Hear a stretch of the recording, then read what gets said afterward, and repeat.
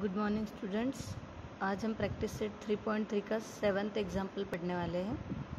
7th example में दिया है in an AP some of 3 consecutive terms is 27 and their product is 504। यानी क्या, सम ऑफ 3 consecutive। अब consecutive का मतलब क्या होता है? एक के बाद एक आने वाले। तो एक के बाद एक आने वाले 3 टर्म्स की सम एडिशन 27 है एंड देयर प्रोडक्ट यानी उनका मल्टीप्लिकेशन 504 है। Then find the terms. तो आपको वो टर्म्स कौन से है वो फाइंड करना है। यहाँ पे कुछ उन्होंने हिंट दिए। Assume that 3 consecutive terms in arithmetic progression are, यानी एक के बाद एक आने वाले जो टर्म्स है वो उन्होंने बोला है ये अज्यूम करो a minus D A and a plus D, ये कॉन्जिक्यूटिव टर्म्स लेना है हमको। उनकी सम दी है 27, उनका प्रोडक्ट दिया है 504। तो इसका इस्तेमाल करके हमको ये जो टर्म्स है एग्जैक्टली क्या नंबर है वो हम फाइंड करेंगे।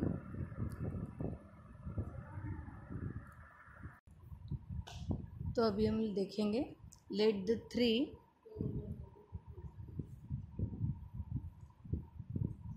consecutive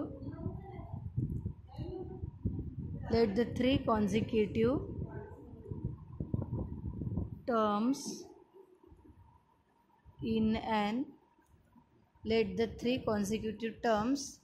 in an arithmetic progression B। First term क्या लेना है? a minus D, second a and a plus D. ये हिंट में ही उन्होंने हमको दिया है। तो हम लिखेंगे let the 3 consecutive terms in an A P be a minus D a and a plus D.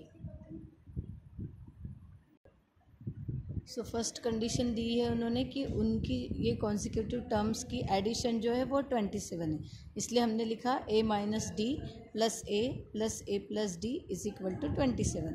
अब इनकी एडिशन 27 है, हम क्या करेंगे, ये ब्रैकेट ओपन करेंगे, यहाँ लिखेंगे a minus D plus a plus D is equal to 27। अब ये माइनस डी और ये प्लस डी ये हो जाएंगे कैंसिल। 1 2 3 कितने 3 a है 3, इसलिए a प्लस a यानी 3a is equal to 27। So a is equal to क्या आएगा 27 अपॉन 3 9 जा 27। सो यहाँ पे हमको a की वैल्यू क्या मिली 9। अब सेकेंड कंडीशन में क्या दिया है उनका प्रोडक्ट, तो हम लिखेंगे फ्रॉम द सेकेंड कंडीशन।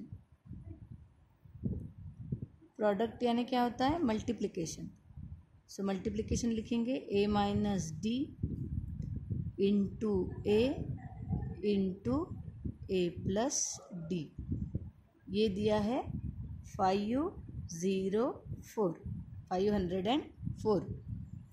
अब यहाँ पे देखो a minus D a plus D, तो हमको एक आइडेंटिटी पता है a plus B a minus B. जैसे हम ये लिख लेते हैं a plus B a minus B. इस आइडेंटिटी का आंसर क्या होता है a square minus B square. So हम इस आइडेंटिटी का यूज़ करेंगे यहाँ पर a minus D a plus D के लिए। सो वो क्या हो जाएगा a square minus D square, इसको ब्रैकेट में ही रखते हैं, into a is equal to 504।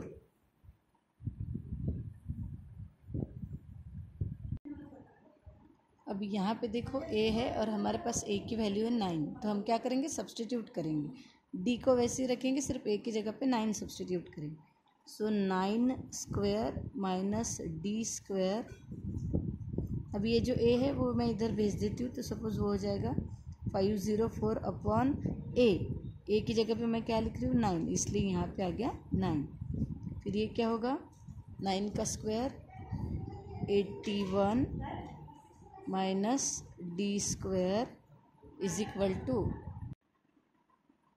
सो यहाँ पे जो 504 को हमने 9 से डिवाइड किए 56 आया, वो हमको डी की वैल्यू निकालना है तो हम 56 को इधर लाएंगे, डी को उधर लेके जाएंगे। सो 81 माइनस 56 इज इक्वल टू, ये प्लस 56 शिफ्ट हो गया तो माइनस 56 हो गया, माइनस डी स्क्वायर शिफ्ट हो जाएगा तो प्लस डी स्क्वायर हो जाएगा। सो 81 से 56 माइनस करेंगे तो आएगा 25, ये आएगा डी स्क्वायर। फिर क्या करेंगे हम, taking square root of both side, so taking square root of both side, taking square root of both side, तो फिर क्या आएगा डी की value, D is equal to plus minus 5, तो ये होगी हमारी डी की वैल्यू। अब हमारे पास ए और डी दोनों भी है, तो हम 3 कॉन्जिक्यूटिव टर्म्स जो है वो लिखेंगे और उसके बाद उसके वैल्यूज़ निकालेंगे। लेकिन ए की वैल्यू तो एक ही है, लेकिन डी की वैल्यू यहाँ पे 2 है, एक +5 है, एक -5 है, तो हमको दोनों भी लेके कॉन्जिक्यूटिव टर्म्स के वैल्यू फाइंड करनी है।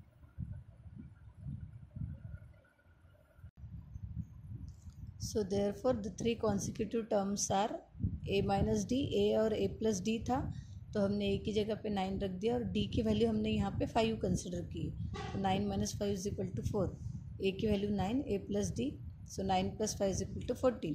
यानी जब डी की वैल्यू आप 5 लेते हो तो क्या मिले कॉन्जिक्यूटिव टर्म्स, 4, 9, 14, और जब डी की वैल्यू -5 लेते हो, सो ए माइनस डी, ए और ए प्लस डी, यही 3 हमारे कॉन्जिक्यूटिव नंबर्स है, सिर्फ हम यहाँ पे अब डी की जगह पे -5 रखने वाले, सो 9 माइनस -5 है तो ब्रैकेट में लिखा, सो 9 माइनस माइनस प्लस 5 तो 14 हो गया, A is equal to 9, A plus D, so 9 plus D की वैल्यू -5 ले रहे हैं, so 9 minus 5 is equal to 4, that is 14, 9, 4।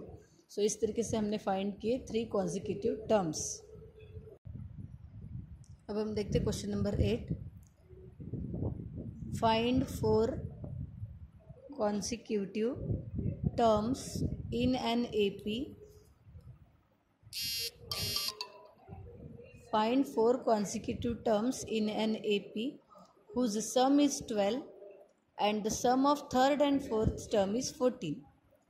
यानी अब हमको 4 consecutive terms लेना है, और 4 consecutive terms लेना है यानी क्या, जैसे हमने अभी लिए थे a minus D, A plus D, तो अब हमको 4 लेना है, तो हम क्या करेंगे, a प्लस डी के बाद a प्लस 2d, तो ऐसे 4 कॉन्जिक्यूटिव टर्म्स लेंगे। इन्होंने क्या बोला है, उनकी सम कितनी है, 12, तो पहली कंडीशन जैसे हमने ये एग्जांपल सॉल्व किया था 7th, वैसे ही उनकी सबकी सम करेंगे, इज इक्वल टू लिखेंगे 12। फिर यहाँ पे क्या बोला है, sum of third and fourth term, सिर्फ थर्ड और फोर्थ टर्म की सम करो, तो पहली तो टर्म a माइनस डी रहेगी, दूसरी a रहेगी, तीसरी a प्लस डी, और चौथी हम लेने वाले हैं a प्लस 2d, तो हमको तीसरी और चौथी की सम करना है, सो हम a प्लस डी और a प्लस 2d की सम करेंगे, इज इक्वल टू क्या लिखेंगे, 14 according to the second condition. So ऐसा लिखने के बाद फिर हमको a की वैल्यू मिलेंगी, d की वैल्यू मिलेंगी, और फिर वो a और d की वैल्यूज़ हम कॉन्जिक्यूटिव टर्म्स में रखेंगे, तो हमको एग्जैक्ट क्या नंबर से कॉन्जिक्यूटिव टर्म्स के वो पता चलेगा। सो चलो देखते हैं अभी उसका सॉल्यूशन। सो देखो हमने लिखा है, let the 4 consecutive terms in an A P be A minus D, A plus D and A plus 2d। मराठीमध्ये लिहायचं, समजा 4 क्रमवार पद, समजा अंकगणिती श्रेणीचे 4 क्रमवार पद बरोबर A minus D, A plus D and A plus 2d। पहिल्या अटीनुसार उनकी सम कितनी है, 12, सो पहली ए माइनस डी टर्म है, दूसरी टर्म ए है, तीसरी टर्म ए प्लस डी है, चौथी टर्म ए प्लस 2d है, तो हमने क्या कर दिया, सबकी सम कर दी, इज इक्वल टू उन्होंने क्या बोला था 12 आएगा, तो हमने लिख दिया 12। अभी यहाँ पे देखो ये माइनस डी और ये प्लस डी हो जाएगा cancel, minus D plus D हो जाएगा कैंसिल। और ए देखो कितने हैं, 1 2 3 1 2 3 4। सो कितने ए हैं यहाँ पे, 4 ए। अब क्या बचा यहाँ पे, plus 2d is equal to क्या लिखेंगे हम, 12। लेकिन अब ये देखो ये सारे नंबर्स 2 से डिविजिबल है, तो आपको अगर करना है डिवाइड बोथ साइड बाय 2 तो कर सकते हो, अदरवाइज ऐसे ही रखो। नहीं तो लिख सकते हैं हम डिवाइड बोथ साइड बाय 2। दोनों भी साइड को हम किससे डिवाइड कर रहे हैं, 2 से। सो इसको 2 से डिवाइड होगा, 4a by 2 plus 2d by 2 is equal to 12 by 2। तो यहाँ पे क्या आएगा, 2 2 ज़ा 4, सो 2a, 2 2 कैंसल, सो d, 2 6 ज़ा 12। सो ये हो गया हमारा पहले कंडीशन के हिसाब से पहला इक्वेशन। अब हमको दी है दूसरी कंडीशन। दूसरी कंडीशन में ये बोला है कि थर्ड और फोर्थ की सम करो, और उसका आंसर उन्होंने दिया है 14। तो हम लेंगे दूसरे अर्टीनुसार फ्रॉम सेकेंड कंडीशन। दूसरे अर्टीनुसार क्या आएगा, सेकेंड कंडीशन के हिसाब से क्या बोला है, उनकी सम किसकी, थर्ड और फोर्थ टर्म की। थर्ड टर्म क्या है, ए प्लस डी, फोर्थ टर्म है ए प्लस 2d। सो ए प्लस डी प्लस ए प्लस 2d, ये बोला है उन्होंने 14। अब यहाँ पे माइनस तो है नहीं, तो सीधा सीधा हम एडिशन करेंगे। तो एडिशन में देखो a प्लस ए हो जाएगा 2a, और 2d प्लस d हो जाएगा 3d इज इक्वल टू 14। अब यहाँ पे ये 3 2 से डिविजिबल नहीं है, तो हम इसी को इक्वेशन नंबर 2 देंगे। अब हमारे पास इक्वेशन नंबर 1 है, इक्वेशन नंबर 2 है, तो इन इक्वेशंस को हम साइमल्टेनियस इक्वेशन जैसे सॉल्व करेंगे और a और d की वैल्यू निकालेंगे। फिर उसके बाद वो वैल्यू सब्स्टिट्यूट करेंगे इनमें, तो हमको सारे टर्म्स मिल जाएंगे। तो अभी हम साइमल्टेनियस इक्वेशन सॉल्व करेंगे। तो देखो ये हमारा इक्वेशन नंबर 1 है, ये इक्वेशन नंबर 2 है। अब हम क्या करेंगे, 1 माइनस 2 करेंगे, इक्वेशन 1 माइनस इक्वेशन 2। अब 2 माइनस 1 भी कर सकते हो, वो ज़्यादा इजी होगा, बट अब हमने लिख दिया है तो हम ऐसे ही करेंगे। 1 माइनस 2, तो 1 क्या है, 2a plus D is equal to 6, और 2 क्या है, 2a plus 3d is equal to 14। अब माइनस करना है तो हम क्या करते, साइन चेंज करते हैं, तो इसका साइन होगा माइनस, इसका भी साइन माइनस, इसका भी साइन माइनस, तो ये हो जाएंगे कैंसिल। 3d से d गया तो माइनस 2d आएगा। जैसे d 3 में से 1 गया तो 2, और 3 बड़ा है, उसका साइन क्या है, माइनस, इसलिए आंसर को भी आएगा minus. So minus 2d is equal to 14 में से 6 गए तो 8 बचेंगे। 14 बड़ा है, उसका साइन माइनस, तो minus, so minus 2d is equal to minus 8। अभी क्या होगा, minus minus cancel, so d is equal to 8 by 2, so d is equal to 4। अब हमको d मिल गया। अब हम क्या करेंगे, किसी भी एक इक्वेशन में रख देंगे और a फाइंड करेंगे। Therefore 1 implies twice a plus d is equal to 6 है, so therefore 2a plus d की जगह पे रखो 4 is equal to 6, so 2a is equal to 6 minus 4, so 2a is equal to 2, so a is equal to 2 by 2। Plus 4 को shift किया, minus 4 हो गया, 2 into था तो शिफ्ट कर दिया तो डिवीजन में, तो a क्या आया, 1। सो इस तरीके से हमने a और d फाइंड किया। अब हमारे पास a है और d भी है। अब हम क्या करेंगे, सारे वैल्यूज़, सारे कॉन्जिक्यूटिव टर्म्स लिखेंगे और सॉल्व करेंगे। जैसे पहली, therefore 4 consecutive terms are a minus d, so a कितना है, 1, 1 माइनस 4, सो माइनस 3। फिर a है तो a है 1, फिर a प्लस d है, सो 1 प्लस 4 यानी 5, फिर a प्लस 2d है, सो 1 प्लस 2 इंटू d की वैल्यू 4, सो 1 प्लस 4 2 ज़ा 8 is equal to 9। That is क्या मिले कॉन्जिक्यूटिव टर्म्स, -3, 1, 5, 9। सो इस तरीके से हमने सॉल्व किया। पहले दो कॉन्जिक्यूटिव इक्वेशंस मिले, इक्वेशंस को हमने साइमल्टेनियस इक्वेशंस को सॉल्व किया, डी की वैल्यू मिली। फिर इक्वेशन कोई भी एक इक्वेशन में आप सब्स्टिट्यूट कर सकते हो। तो इस तरीके से हमने 4 कॉन्जिक्यूटिव टर्म्स फाइंड किए। अभी हम देखेंगे लास्ट एग्जाम्पल इस एक्सरसाइज का। If the 9th term of an AP is 0 then show that 29th term is twice the 19th term. अब यहाँ पे टर्म की बात है, सम नहीं बोला है। तो टर्म बोला है तो देखो 9th टर्म यानी T9 कितना दिया है 0, यानी T9 दिया है 0। आपको क्या बोला है, शो दैट 29th टर्म यानी T29 is twice 19th term यानी T29 is equal to 2 times T19। ऐसा उन्होंने शो करने को बोला है।